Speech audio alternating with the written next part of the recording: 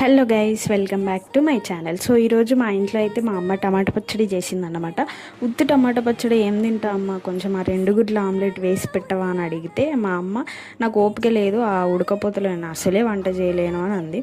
మరేం దారిలేక నాకు వచ్చినట్టు వేసుకుందాం ఆమ్లెట్ అని ఒక 2 గుడ్లు తీసుకున్నా. ఆ 2 గుడ్లను ఒక మంచి అందమైన గిన్నెలో కొట్టిపోసా. తర్వాత ఒక ఉల్లిగడ్డ చిన్న ముక్కలు కట్ చేసా.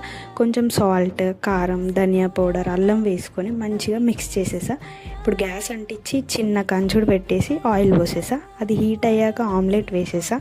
కాసేపు కాలనిచ్చా, అంతే ఆమ్లెట్ రెడీ అయిపోయింది. ఇప్పుడు ఒక అందమైన ప్లేట్ తీసుకొని వేడి వేడి పొగలు వస్తున్న అన్నం వేసుకోవాలి. దాంట్లోకి మనం చేసుకున్న టమాటా పచ్చడి వేసుకోవాలి, కొంచెం ఆయిల్ కూడా.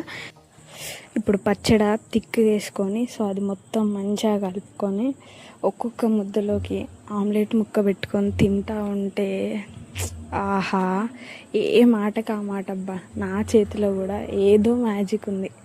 Thank you for watching.